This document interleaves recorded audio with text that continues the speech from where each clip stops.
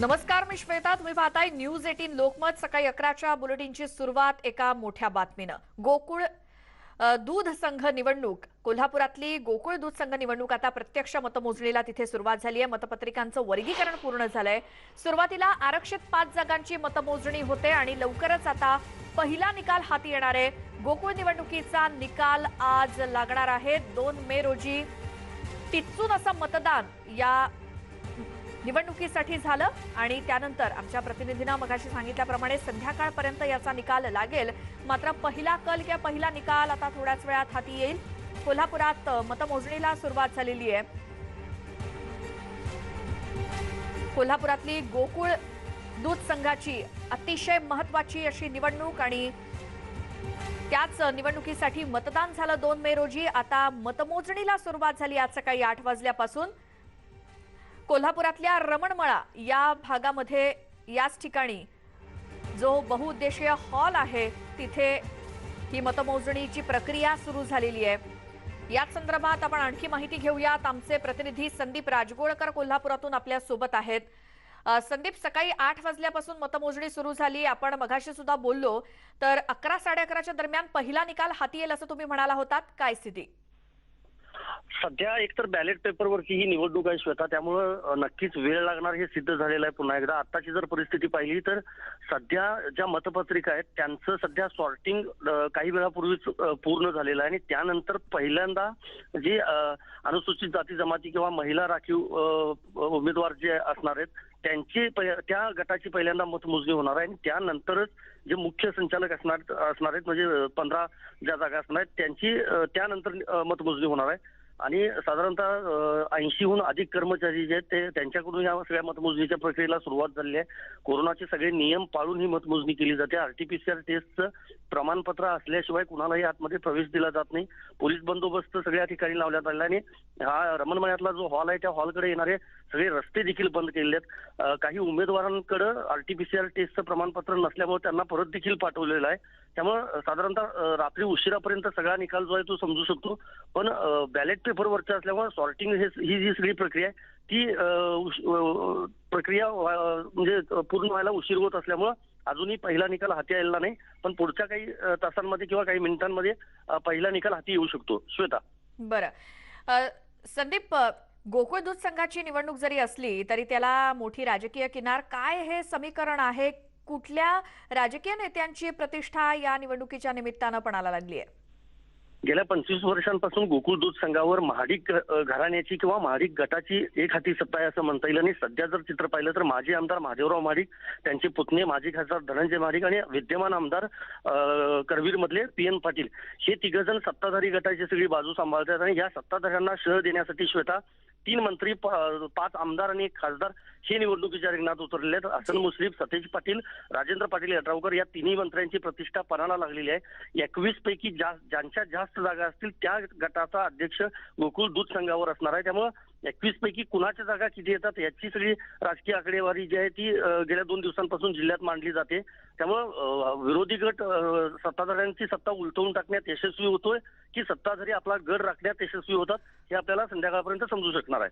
श्वेता.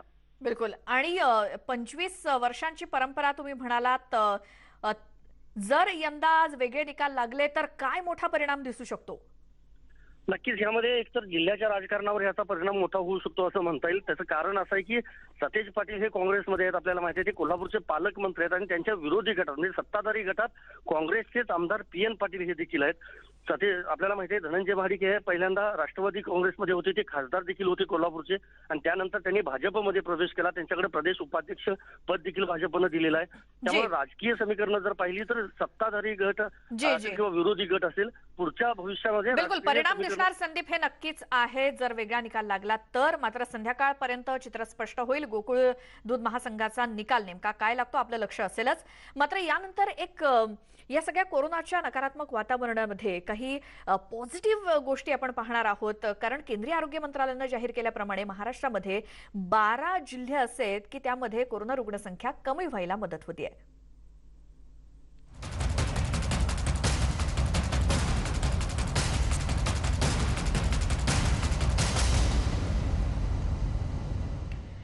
आणि आणि याच संदर्भातली मोठी बातमी हीच की एकीकडे कोरोनाच्या तिसऱ्या लाटेचा धोका व्यक्त करण्यात येतोय, तर दुसरीकडे महाराष्ट्राला दिलासा देणारी बातमी समोर आली आहे. कारण कोरोनाचे रुग्ण वाढत असल्यामुळे ऑक्सिजनचा तुटवडा, रेमडेसिवीर, लसीकरण याबाबत चर्चा सुरू आहेतच.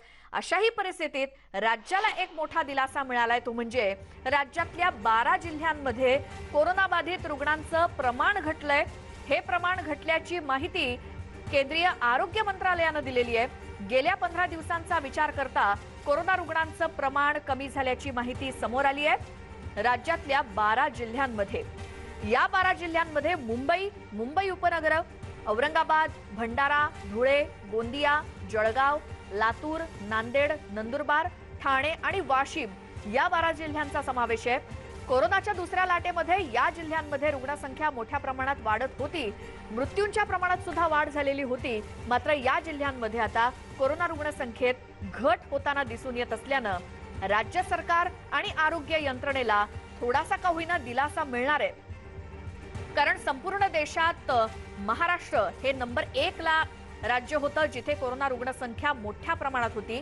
मात्र केंद्रीय आरोग्य मंत्रालयाकडून गेल्या 15 दिवसातली जी आकडेवारी जाहीर करण्यात आली त्यानुसार महाराष्ट्रामध्ये 12 जिल्हे असे आहेत की तिथे सध्या कोरोना रुग्णसंख्या कमी होताना दिसतेय. त्यामध्ये मुंबईचा देखील समावेश आहे, मुंबई उपनगराचा देखील आहे आणि इतर 10 जिल्हे आहेत जिथे कोरोना रुग्णसंख्या कमी होतीये.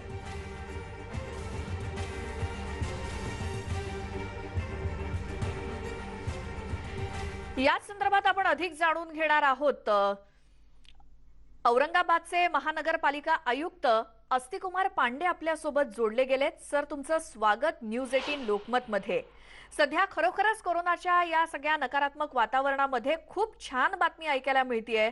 महाराष्ट्रातले 12 जिल्हे हे कोरोना मुक्तीच्या दिशेने वाटचाल करतात असं म्हणायला हरकत नाही की कोरोना रुग्णसंख्या सध्या कमी झालेली आहे आणि त्यामध्ये औरंगाबादचा देखील समावेश आहे. त्यामुळे तुमचं अभिनंदनच करायला हवं. काय नेमकी स्ट्रॅटेजी तुम्ही राबवली होती? इनफॅक्ट दॅट इज करेक्ट की आता औरंगाबाद शहरामध्ये सिटीमध्ये जे कोविडचे केसेस येत आहेत त्यामध्ये खूप सुधारणा झालेली आहे. महाराष्ट्र शासनाची break the chain guidelines, vaccination आणि नागरिकांची स्वयंशिस्त हे 3 मेजर रिझन्स आहे ज्याच्यामुळे आता आपण औरंगाबाद शहरामध्ये कोविड पॉझिटिव्ह रुग्णांची संख्यामध्ये कमी दिसत आहे. मार्च स्टार्टिंगमध्ये औरंगाबाद शहरामध्ये पॉझिटिव्हिटी रेट 35% पर्यंत गेला होता. आता तो कमी होऊन 9% पर्यंत आलेला आहे. आणि एक वेळी आमच्याकडे जेव्हा ऍक्टिव्ह रुग्णची संख्या आमच्याकडे 17,000 पर्यंत गेली होती तो आज कमी होऊन 3,632 वर आलेली आहे. तो break the chain, maximum vaccination आणि नागरिकांची स्वयंशिस्त हे 3 मेजर रिजन्स आहेत. त्याच्यामुळे आपण औरंगाबादमध्ये सुधारणा दिसत आहे. परंतु आपण आता वेट अँड वॉच सिच्युएशन मध्ये आहे आणि 3rd लाटसाठी आपण तयारी करत आहे. इथे मेडिकल इन्फ्रास्ट्रक्चर इम्प्रूव्हमेंट, मेडिकल स्टाफच्या ट्रेनिंग, त्याची कॅपॅसिटी बिल्डिंग हे सर्व बाबत आपण कारवाई करत आहे. बरोबर. मात्र ज्या वेळेला राज्यामध्ये ब्रेक द चेन अंतर्गत काही निर्बंध लागू करण्यात आले होते तेव्हा सुरुवातीपासून औरंगाबादकरांचा कसा प्रतिसाद मिळत होता, ज्याची परिणती आपल्याला आता दिसतेय. कारण कुठे बऱ्याच ठिकाणी तुम्हाला कारवाई सुद्धा करावी लागलेली असेल. मात्र गेल्या 15 दिवसांमध्ये काय चित्र होतं आणि कसे सकारात्मक बदल घडत गेले औरंगाबादमध्ये? इनफॅक्ट औरंगाबाद शहरामध्ये आपण आंशिक लॉकडाऊन सुरू केला होता जेव्हा गव्हर्नमेंटने break the chain guideline issue केली त्याच्या पूर्वीच. आणि त्याच्यानंतर कंटिन्युटीमध्ये आपण ब्रेक दी चेन अंतर्गत महाराष्ट्र शासनाची गाईडलाईन आपण पूर्णपणे लागू केली. इथे नागरिकांचे खूप चांगला सहकार्य लाभला आणि जेव्हा परिस्थिती थोडीशी गंभीर सिच्युएशनमध्ये गेली होती तेव्हा नागरिकांना पण हे जाणीव झाली की आता जे कोविडचे जी त्रिसूत्री आहे त्याचं पालन करावंच लागणार आहे आणि तदनंतर आपण कोविडमध्ये कंट्रोल करू शकणार आहे. सेम टाइम आपण इथे डिफरंट अदर मेजर्स घेतले. त्यामध्ये जे भाजी मंडी होती त्याच्या डिसेंट्रलायझेशन केला. मास्क बाबत आणखी शिस्तीचं पालन करण्यासाठी आपण पोलिसांना अधिकार दिले मास्क बाबत फाईन लावण्याबाबत. सेम टाइम पर ब्रेक दी चेनची जी आपली गाईडलाईन आहे त्याच्या इम्प्लिमेंटेशनसाठी आपण वार्ड लेवलवर break the chain observer, break the chain निरीक्षक, ब्रेक दी चेन कार्यकर्ता हे औरंगाबाद महानगरपालिकाचे कर्मचारी पोस्ट केले गेले. आणि याचा सम्मिलित परिणाम असा आहे की आपण औरंगाबाद शहरामध्ये मॅक्सिमम टेस्टिंग करू शकलो, हेल्थ केअर फॅसिलिटी चांगली पद्धतीने मॅनेज केली गेली. सेम टाईम ऑक्सिजनचं मॅनेजमेंट असू द्या, रेमडेसिवीरचं मॅनेजमेंट असू द्या, अथवा पेशंटपर्यंत विदिन 24 आवर जे आपली टेस्ट रिपोर्ट आहे ते पोहोचवण्याचं काम असू द्या, 0 टाईम लॅग सोबत, आणि हे पूर्ण काम आपण चांगली पद्धतीने केला. आता थोडासा केसेसचा लोड कमी झालेला आहे, पण आपल्याला गाफील राहता येणार नाही आहे. त्याच्यामुळे थर्ड लॉट आता सेकंड लॉटमध्ये आपण ऑक्सिजनची चांगली डिमांड बघितलेली आहे. त्याच्यामुळे आपण औरंगाबाद शहरामध्ये बरेचसे ऑक्सिजन प्लांट एस्टॅब्लिश करत आहे. ऑक्सिजन स्टोरेज कॅपॅसिटी आपण इम्प्रूव्ह करत आहे. बरोबर. कोरोनाची पहिली लाट जेव्हा होती मागच्या वर्षी, त्या तुलनेत आता या दुसऱ्या वर्षामध्ये खूप जास्त विचित्र परिस्थिती होती का? रुग्णसंख्या सुद्धा किती पटीनं वाढलेली होती आणि त्याच्यावरती कंट्रोल करणं कसं काय तुम्ही शक्य केलं? आणि औरंगाबाद असेल किंवा प्रत्येक जिल्ह्यामध्ये काही अशी भाग असतात की जिथे म्हणजे भाजी मंडई असेल किंवा कुठली मार्केट प्लेस असेल तर तिथे मोठ्या प्रमाणात गर्दी होणं हे अपेक्षितच असतं, कारण सगळेजण तिथे खरेदी करण्यासाठी येत असतात. तर त्या स्पेसिफिक रिजनसाठी वेगळे काही नियम तुम्ही कडक ठेवले होते का? Yes, correct. मागच्या वर्षी जेव्हा हे कोविड पॅन्डेमिक आला, आपल्याला कोणतीही कल्पना न होती की ह्याच्यासोबत काय आहे, व्हायरस कसा फाईट करायचा आहे, आणि पूर्ण आपण अकल्पित परिस्थिती होती. बट मागच्या वर्षीमध्ये आपला जे मेडिकल स्टाफ आहे त्याने चांगली पद्धतीचे काम केला, त्यांना आपण ट्रेंड केला. सेम सिव्हिल स्टाफ जे आपण महानगरपालिकाचे कर्मचारी आपण रोड सफाईसाठी आपण ट्रेंड केले गेलो आहे, रोड रिपेअरसाठी ट्रेंड केले गेले होते. परंतु कोविडमध्ये त्यांना कसं डिप्लॉय करायचं आहे, काय भूमिका राहिली पाहिजे याबाबत त्याची कॅपॅसिटी बिल्डिंग केली गेली. सेम टाइम जे मेडिकल इन्फ्रास्ट्रक्चर होता तो इम्प्रूव्ह केला गेला. आता कोविड केअर सेंटर आपल्याकडे कधीही आपण नाही चालवले होते, बट आपण 23 कोविड केअर सेंटर चालवले आणि त्यामध्ये 10,000 पेशंट एकीकाळी होते. तो मागच्या वेळी जे कोविड केअर सेंटर, DCHC आणि DCH medical infrastructure improvement, civil स्टाफची ट्रेनिंग, त्याच्या deployment in Covid fighting, same time नागरिकांच्या अवेअर करणे की कोविड अप्रोप्रिएट बिहेवियर काय आहे आणि किती धोका होऊ शकत आहे, हे मागच्या वेळीची कंडिशन होती. परंतु मागच्या वेळी आपल्याकडे मॅक्सिमम केसेस आले होते ते 600 केसेस आले होते एक दिवसमध्ये. आता यावेळी जेव्हा 26 फरवरीपासून दुसरी लाट सुरू झाली आणि मार्चमध्ये आपण हायेस्ट केसेस आपल्याकडे गेले 1400 केसेस, 1500 केसेस आणि इव्हन 2000 केसेस आपण टच केला. तर यावेळी केसेसची जे नंबर्स होते ते खूप जास्त होते. परंतु आपला जे मेडिकल डॉक्टर्स आहे, अदर मेडिकल स्टाफ आहे, ते ट्रेंड झाले होते आणि आपला वॉर रूम इस्टॅब्लिश होता. प्रत्येक गोष्टीबाबत SOP निश्चित केली गेली होती. त्याच्यामुळे यावर्षी जे कॅज्युअलिटीचे प्रमाण आहे ते खूप आपल्याकडे कमी आहे. इवन लास्ट इयर कॅज्युअलिटी जे आपली होती ते 3% 3.5% पर्यंत गेली होती आणि यावर्षी आपली कॅज्युअलिटी ओनली 1.2% आहे. That is a very big relief. Same time जेव्हा आपण बघतो यावर्षी की ॲम्ब्युलन्सची कमतरता भासत होती, ऑक्सिजनची कमतरता भासत होती, या मेडिसिन्सची कमतरता भासत होती. आपण जे आपला सिटी बसेस आहे त्याला आपण ॲज अ ॲम्ब्युलन्स डिप्लॉय केले, 60 बसेस आपण डिप्लॉय केली. तो ॲम्ब्युलन्स मॅनेजमेंट आपला कमतरता जे होती ते मॅनेज केली गेली. सेम टाइम ऑक्सिजन बाबत आपला घाटी मेडिकल कॉलेज आहे, तिथे फक्त 20 KLचा प्लांट होता. आता तिथे 20+20 आता टोटल 60 KLचा प्लांट आपण तिथे बसवत आहे. सेम टाइम माननीय पालकमंत्री सुभाष देसाई साहेबांनी आम्हाला 300 बेडेडचे मेल्ट्रॉन हॉस्पिटल उभा करून दिला MIDC तर्फे. यामध्ये आतापर्यंत 9,000 पेशंट ट्रीट केले गेले आहे दोनही लाटमध्ये.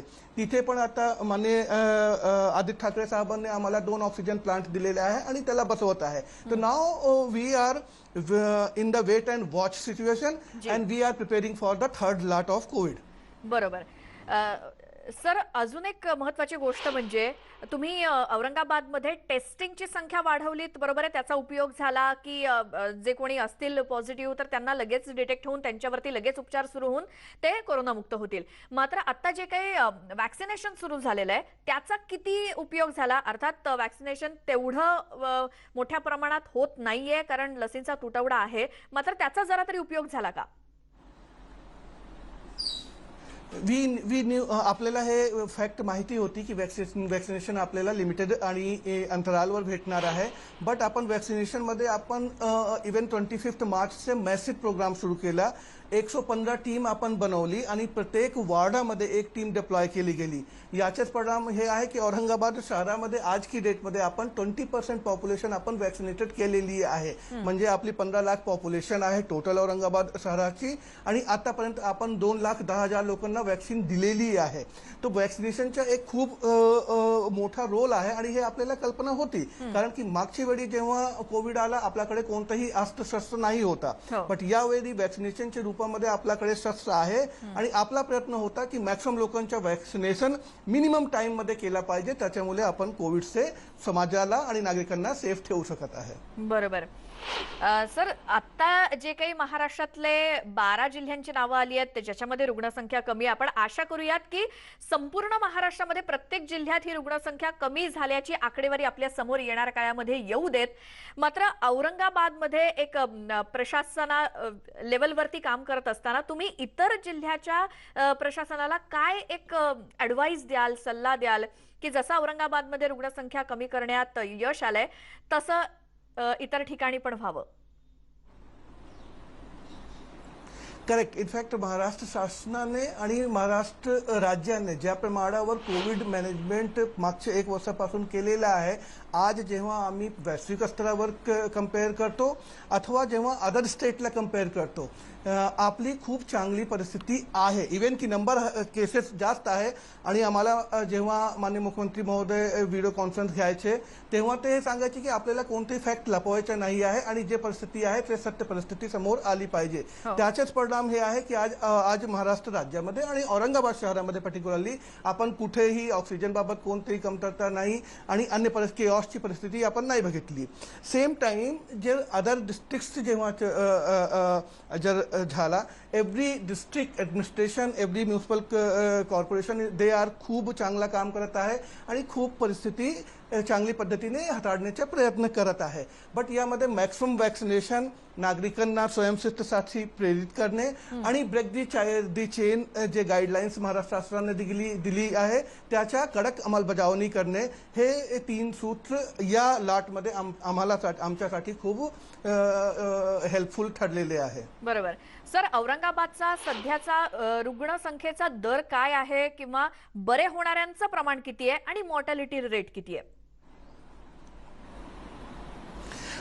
आपले औरंगाबाद शहरामध्ये जे मॉर्टॅलिटी रेट आहे ते 1.27 आहे.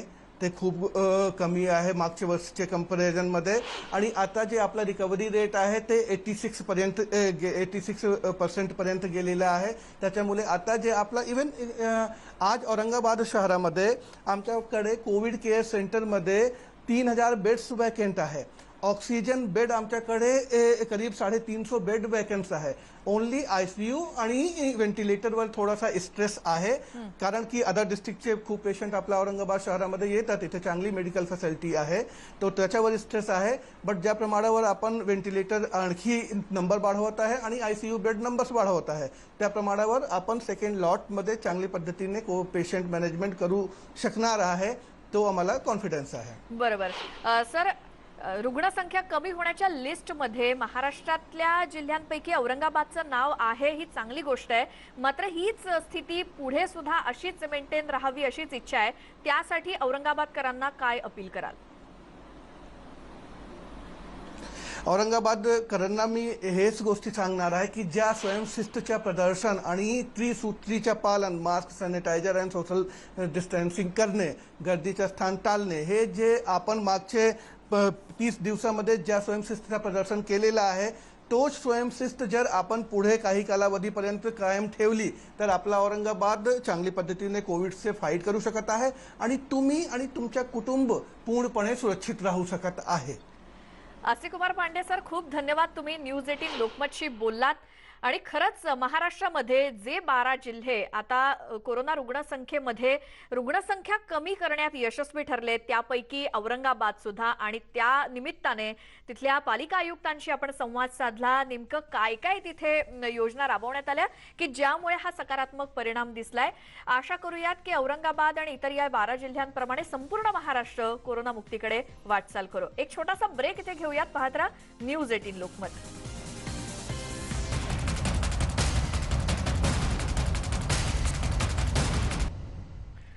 ब्रेकनंतर स्वागत. मुंबईमध्ये सुद्धा गेल्या काही दिवसात कोरोना रुग्णांची संख्या कमी होताना दिसतेय. ब्रेक द चेन अंतर्गत मुंबईत कडक निर्बंध आहेतच.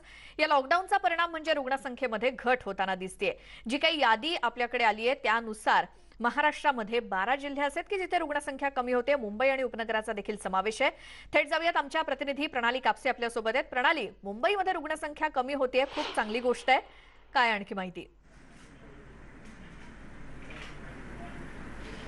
श्वेता, साधारणतः 10 ते 12 दिवसांपूर्वी न्यूज 18 लोकमतनंच पहिल्यांदा हे सांगितलेलं होतं की अनेक वॉर्ड असे आहेत ज्या वॉर्डमध्ये रुग्णसंख्या जी आहे ती सातत्यानं कमी होऊ लागलेली आहे.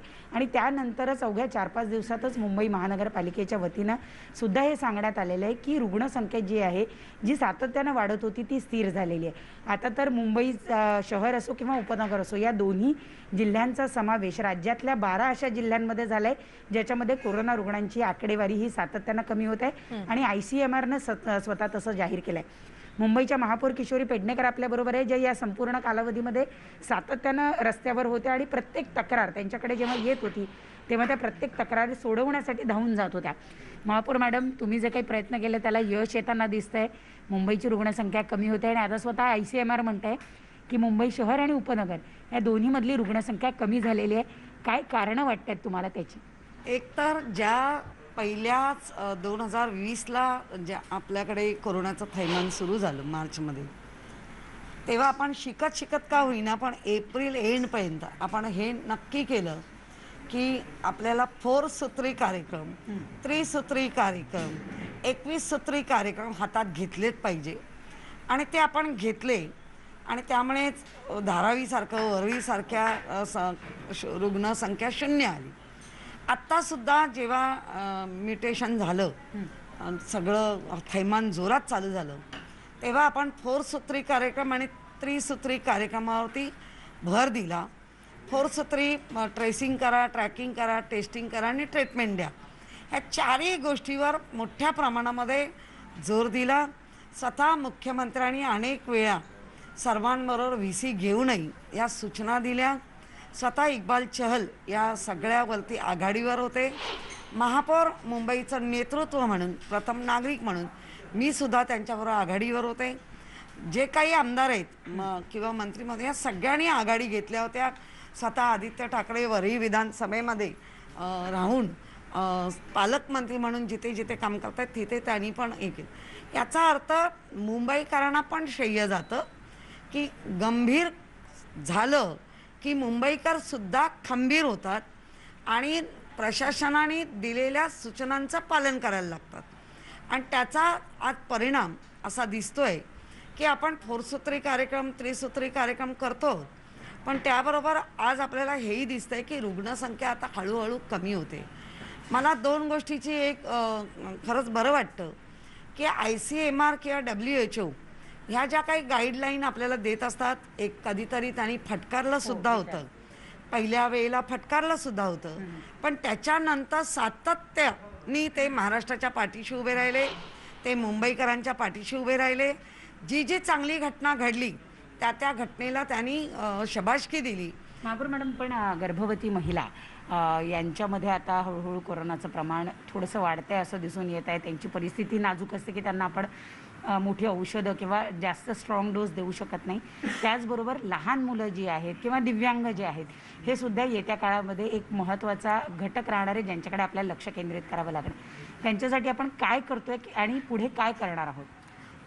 खरं म्हणजे आत्ता आपण कालच आदित्य ठाकरे साहेबांनी एक सूचना दिली आहे, नव्हे ती कार्यान्वित करण्यासाठीच सांगितलं आहे. लहान मुलांचे वॉर्ड तयार करा. ज्या लहान मुलांच्या वॉर्डमध्ये त्यांचे गेम असतील, त्यांचे काही खेळणी असतील, अगदी लहान असतील तर त्यांचे पाळणा घरं ठेवा तैनात. ज्यांच्या आईवडील दोघंही कोविड आहेत आणि त्यांना कोणाला बघायला म्हणजे कोणीच नसेल, तर अशा वेळेला पाळणा घरांचा पण उपयोग केला पाहिजे. पाळणा घरांमध्ये आपल्याला त्या मुलांना ठेवता आलं पाहिजे, डोळ्यासमोर ती मुलं राहतील. आणि लहान मुलांचे वॉर्ड तयार करा. दिव्यांगांचे पण वॉर्ड सेपरेट, ज्यांना व्हीलचेअरवरूनच जाता येईल अशा पद्धतीची टॉयलेटची रचना असली पाहिजे वगैरे. या सगळ्या घटकांसाठी छोटे छोटे विचार करूनच या सगळ्या गोष्टी आता करतो आहोत. चांगल्यापैकी त्याला महानगरपालिका आमची साथ देते. आणि मला वाटतं आजच्या घडीला मग ककाणी असतील, जयस्वाल असतील, वेरुला भेडे मॅडम, हे सगळे जण अगदी स्वतःच्या जीवाची पर्वा न करता आज काम करतायत. मॅडम, आणखी एक महत्त्वाचा घटक आहे, तो म्हणजे गतिमंद लोकांचा. यांना सुद्धा कोरोनाची लागण होऊ शकते. त्यांना त्यांच्या घरच्यांशिवाय सांभाळणारं इतर कोणी नसतं. अशा लोकांसाठी सुद्धा आपण काही नवीन योजना किंवा नवीन पद्धतीची यंत्रणा राबवणार आहोत का? त्यांच्यासाठी आपण काय करणार आहोत? गतिमंद मुलांचा थोडा मोठा प्रॉब्लेम आहे. एक तर ते खूप वेटनी असतात आणि त्यांच्या घरच्यांचीच त्यांना सवय असते. ते बऱ्याच वेळेला चिडण्याचं जास्त प्रमाण असतं. त्यामुळे त्यांच्या घरातल्या लोकांना बरोबर ठेवून कसं करता येईल ह्याच्यावरही विचार चालला आहे की कारण या गतिमंद मुलांचं सगळ्याच बाबतीत हळूवारपणा असतो आणि मनाचा पण तेवढाच हळूवारपणा असतो. तर ते सगळं सांभाळणं, समाजातल्या प्रत्येक घटकाला सांभाळणं हे असलेल्या सरकारचं आणि महानगरपालिकेचं त्यांचं काम आहे. त्यामुळे आम्ही त्या गोष्टीवरही विचार करतो आहोत. पण सध्या तरी आम्ही लहान मुलं आणि जी पाळण्यातली मुलं आहेत, म्हणजे पाळणा घरातली आणि जी दिव्यांगण आहेत, त्या सगळ्यांचा आम्ही विचार करतो.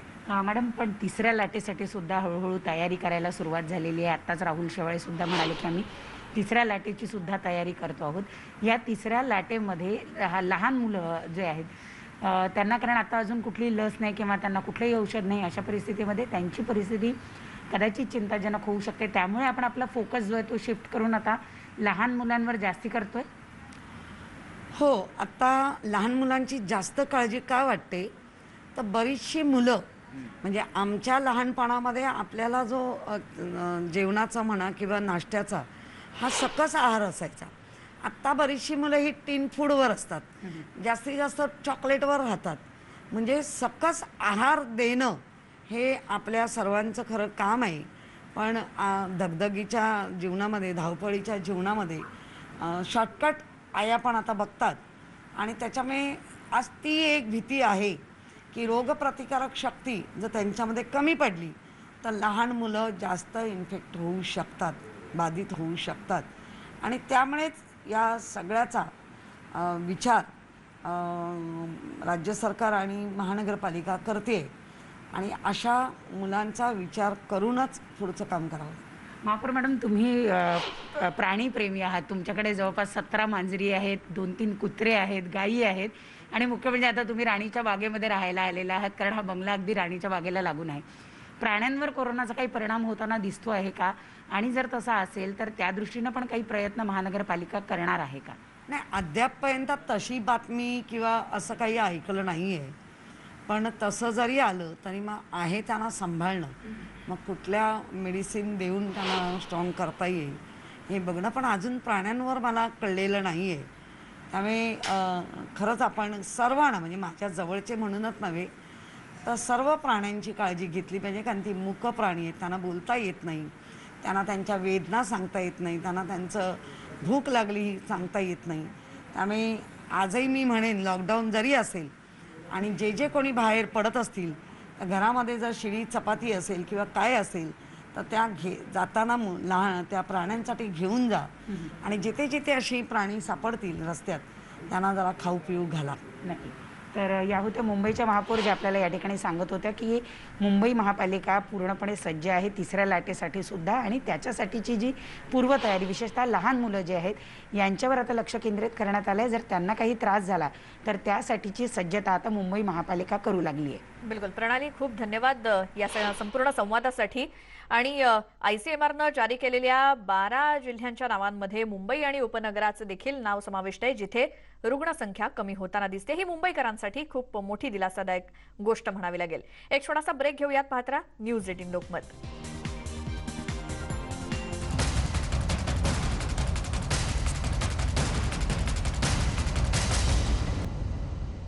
ब्रेकनंतर बुलेटिनमध्ये तुमचं स्वागत. आणि सध्या केंद्रीय आरोग्य मंत्रालयानं जाहीर केलेल्या आकडेवारीप्रमाणे गेल्या 15 दिवसांची आकडेवारी जर पाहिली तर महाराष्ट्रामध्ये 12 असे जिल्हे आहेत जिथे कोरोना रुग्णसंख्या कमी होतीये आणि त्यामध्ये नंदुरबारचा देखील समावेश आहे. याच संदर्भात आपण बोलणार आहोत. नंदुरबारचे जिल्हाधिकारी डॉक्टर राजेंद्र भारुड आपल्यासोबत जोडले गेलेत.